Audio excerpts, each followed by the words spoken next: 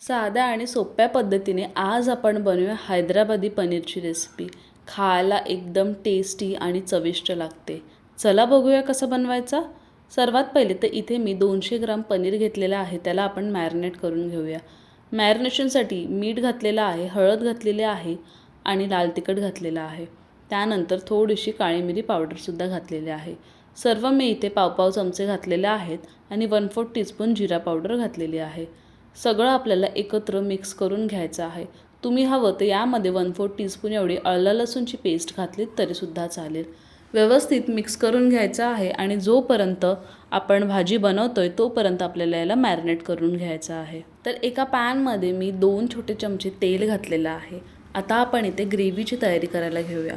तर 2 छोटे चम्मच तेल घातलेले आहे। त्यानंतर 2 मध्यम आकाराचे मी लांब लांब कापून कांदे घेतलेले आहेत। त्यानंतर यामध्ये घातलेली आहे 4 लवंगे मिरच्या, लसणाची पाकळं, थोडंसं आलं आणि काजू। लसूण मी 7 ते 8 घेतलेले आहेत, मोठे आहेत म्हणून मी तेवढेच घेतलेले आहेत। आणि आपण यामध्ये मसाल्याचा वापर कमी करणार आहोत म्हणून हिरव्या मिरच्यांचा वापर थोडा जास्तच करायचा आहे। तुम्हाला जेवढं तिखट हवे त्या हिशोबाने तुम्ही यामध्ये ॲड करा। आता इथे कांद्याला आपल्याला एकदम शिजवायचा नाही आहे, हलका पिंक कलर आल्यानंतर आपल्याला हा कांदा एका मिक्सरच्या भांड्यामध्ये काढून घ्यायचा आहे। त्यानंतर यामध्ये घातलेली आहे मूठभर कोथिंबीर। आता याला आपल्याला छान असं ग्राइंड करून घ्यायचं आहे। आता त्याच पॅनमध्ये मी 1 छोटा चमचा तेल घातलेला आहे आणि जो आपण पनीर मॅरिनेट केलेला होता तो आपण याला शॅलो फ्राय करून घ्यायचा आहे। पनीर शॅलो फ्राय करताना आपल्याला गॅस फ्लेम हायच ठेवायची आहे आणि अर्धा ते 1 मिनिटच आपल्याला याला परतवून घ्यायचं आहे। जास्त पण नाही करायचं, अर्धा ते 1 मिनिट इनफ आहे। आता व्यवस्थित याला हाय फ्लेमवर अर्धा ते 1 मिनिट छान मी परतवून घेतलेलं आहे। इथे पनीर रेडी आहे, एका प्लेटमध्ये काढून घेतलेलं आहे। त्याच पॅनमध्ये आता आपण फोडणी देऊया।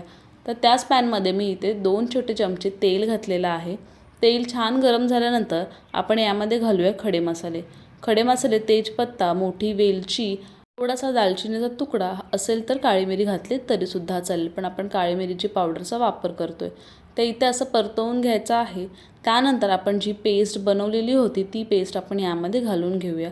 ती पेस्ट संपूर्ण आपल्याला यामध्ये ॲड करायची आहे आणि व्यवस्थित मीडियम टू लो फ्लेमवर आपल्याला ह्याला मिक्स करून घ्यायची आहे। म्हणजे जी पेस्ट आहे ती छान अशी शिजवून घ्यायची आहे।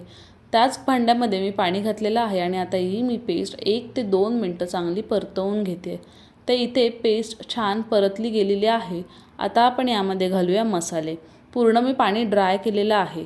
तर यामध्ये मी अर्धा चमचा काळी मिरी पावडर घातलेली आहे, पाव चमचा हळद घातलेला आहे, थोडासा मसाला म्हणजे 1/4 टीस्पून एवढा मसाला घातलेला आहे आणि आपल्याला हे सगळं मिश्रण व्यवस्थित मिक्स करून घ्यायचं आहे।